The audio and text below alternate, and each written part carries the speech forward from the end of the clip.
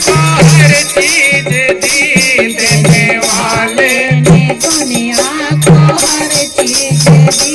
पाने वाला ना पाए तो वह क्या करे, पाने वाला ना पाए तो वह क्या करे, पाने वाला ना पाए तो वह क्या करे, पाने वाला ना पाए तो वह क्या करे।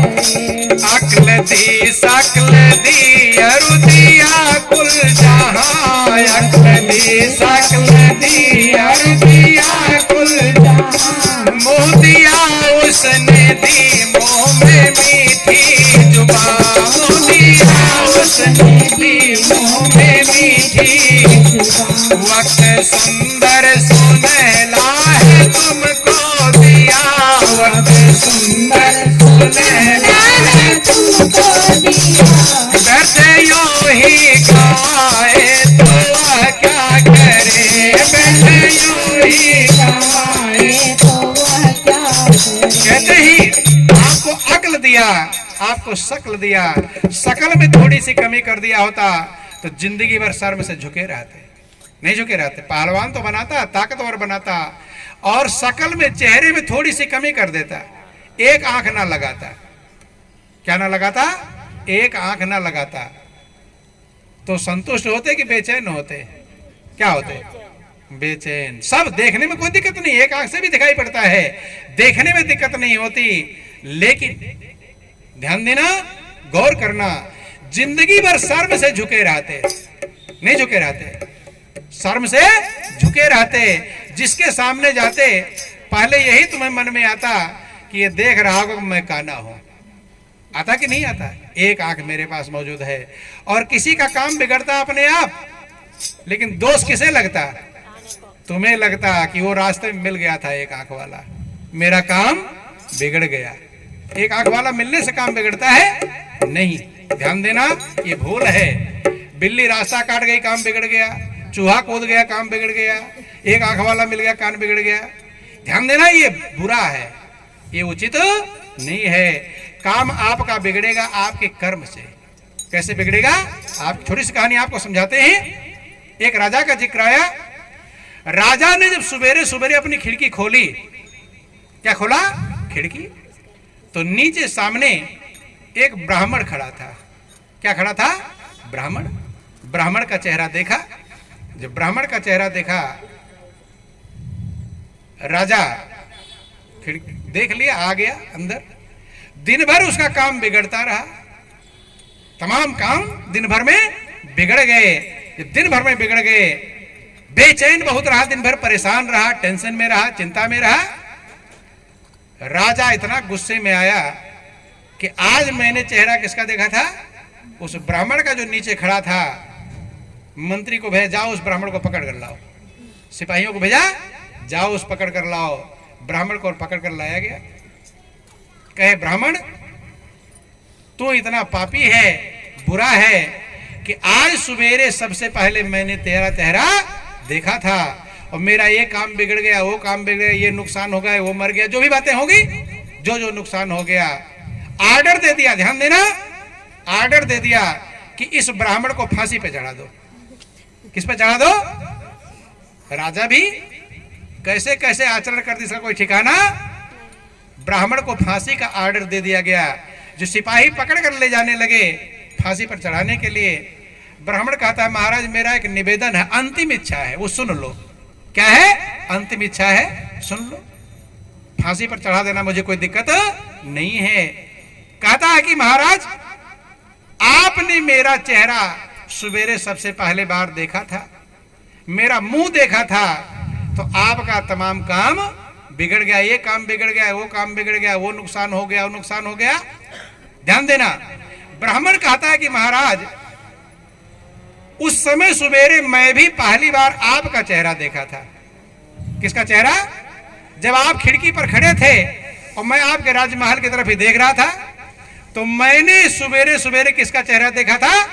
आपका चेहरा देखा था, आपका मुंह देखा था। और तुम्हारा तो काम ही बिगड़ा है और मैं तो फांसी पर चढ़ने जा रहा हूं। कहां जा रहा हूं? मैं फांसी पर चढ़ने जा रहा हूं, तो चेहरा ज्यादा खराब किसका है? मेरा कि तुम्हारा? तुम्हारा तो काम ही बिगड़ गया, कल बन भी सकता है, लेकिन तुम्हारा चेहरा इतना खराब है, गौर करना, तुम्हारा चेहरा इतना खराब है कि मैं फांसी पर चढ़ने जा रहा हूं। राजा को अकल आ गया, नहीं समझ में आई कि भाई मेरा तो काम बिगड़ा ही है, कल मेरा काम बन जाएगा, लेकिन मेरा चेहरा इतना खराब है, नहीं समझ में है।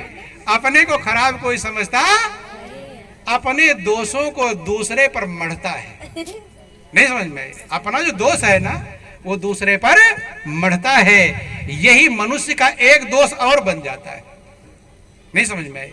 दोष तो पहले जो थे ही थे, दोष आपके थे, लेकिन अपना दोष किसके ऊपर समर्पित कर रहे हो? दूसरे के ऊपर। मनुष्य का नियम है, अच्छा अच्छा गप और कड़वा कड़वा थोक। अच्छा रहेगा वो मैंने किया, किसने किया, और बुरा जो हो जाएगा ढूंढेगा किसको लगाओ, किसके ऊपर ये बुरा का दोष मढ़ू। राजा को चेतनता आ गई, ज्ञान आ गया। राजा कहता है, ब्राह्मण तूने आज मेरी आंखें खोल दी, और ये बात, इतनी बात तूने ना कहा होता तो अब तक तू फांसी पर लटक गया होता। क्या हो गया था? लटक। महापुरुष कहते हैं, कोई किसी को सुख और दुख देने वाला नहीं। जब भगवान राम वन में गए थे, राम लक्ष्मण सीता वनवास हुआ था, उस समय वन में निषाद राज मिलता है। कौन मिलता है? निषाद राज। निषादों का राजा था। निषाद राज ने भगवान राम से प्रार्थना किया, सेवक था, भक्त था। निषाद राज कहता है कि प्रभु मेरा राज्य है, आप महल में चलिए, आपका वहां स्वागत सत्कार होगा, सब कुछ सेवा होगी। भगवान राम कहते हैं कि मित्र, पुर न जाऊं 10 बरिसा, 14 वर्ष में नगर में जाऊंगा नहीं, चूंकि वनवास मिला है और नगर में आराम से रहूंगा। तो बंधुओं, उस वनवास की आज्ञा पूरी होने वाली नहीं है। 14 वर्ष तक मैं नगर और गांव में जाने वाला नहीं। निषाद राज बड़ा दुखी हो गया, मैं यहीं रहूंगा, कोई पेड़ होगा उसके नीचे घास और फूस के वहां से मखमल गद्दे मंगवा दूं। भगवान राम ने कहा नहीं, वनवास का मतलब वन की व्यवस्था के अनुसार रहना, ये नहीं कि रहो तो जंगल में वहां एसी बनवा लो, नहीं समझ में। वहां के अनुसार रहना। साथरी बिछा दिया, घास पत्ते के बिस्तर लगा दिए निषाद राज, और राम और सीता उस पर लेट गए। किस पर? घास और पत्ते का जो बिस्तर बनाया गया था, साथरी पर लेट गए। लक्ष्मण धनुष बाण लेकर के बैठ गए, ताकि कोई जंगली जानवर अटैक, सुरक्षा के लिए धनुष बाण लेकर बैठ गए। उन्हीं के बगल में निषाद राज भी अपना धनुष बाण लेकर बैठ गया। चर्चा होने लगी दोनों में। निषाद राज कहता है, कैकेयी ने ये क्या कर दिया? जो राजकुमार थे, राजा के लड़के थे, महल में रहते थे, और उस कैकेयी के कारण आज ये बन बन भटक रहे हैं। घास पत्ते के बिस्तर पर देखकर निषाद राज की आंखों में आंसू आ गया। सीता इतना सुकोमल है, वो घास पर लेटी हुई है। जब उसने ये बात कही, लक्ष्मण ने कहा, भाई व्यर्थ किसी को दोष देना नहीं चाहिए। उसने समझाया लक्ष्मण ने निषाद राज को कि नहीं को सुख दुख कर दाता, और निज कृत कर्म भोग सब भ्राता। हे भाई, किसी को व्यर्थ दोष मत दो, कोई किसी को सुख और दुख देने वाला नहीं। अगर रामायण को आप मानते हैं, राम को मानते हैं, तो आज से ये बात मान लेना। नहीं समझ में? आज से बात मान लेना, क्योंकि बात मानना ही राम की पूजा है। राम की अगरबत्ती घुमाते रहो और उनकी बात ना मानो, तो आप उनके भक्त कहला सकते नहीं है। और कभी अगरबत्ती ना घुमाओ और भगवान राम की बात मान लो, तो आप उनके भक्त कहलाएंगे। क्या कहलाएंगे? भक्त कहलाएंगे। बेटा पिता को रोज अगरबत्ती घुमावे, आरती उतारे, और पिता खेत में से आ गया मेहनत करके कि बेटा 1 गिलास पानी ले आना, कि नहीं पिताजी मैं तो आरती ही उतारूंगा। क्या उतार दूंगा? पिता खुश होंगे? पिता तब खुश होंगे जब बेटा पिता की आज्ञा मानेगा। आप भी उसी से खुश हो, ध्यान देना, आप भी उसी से खुश होते हैं जो आपकी बात मानता है। और जो आपकी बात ना मानता हो, चाहे घर के लोग होंगे, आप उससे खुश होने वाले नहीं हैं। भगवान राम ने बतलाया है मेरा भक्त कौन है। अपने आप भक्त बने रहो, उसकी कोई कीमत नहीं है। भगवान आपको अपना भक्त स्वीकार कर ले, तब आपका कल्याण होगा। बंधुओं, भगवान राम ने रामायण में समझा दिया मेरा भक्त कौन है। वर्णन है रामायण में कि सोई सेवक प्रियतम मम सोई, और मम अनुशासन माने जोई। कहते वही मेरा सेवक है और वही मेरा प्रियतम है। प्रियतम माने सबसे ज्यादा प्रिय। तीन चीजें होती हैं, प्रिय, प्रियतर और प्रियतम।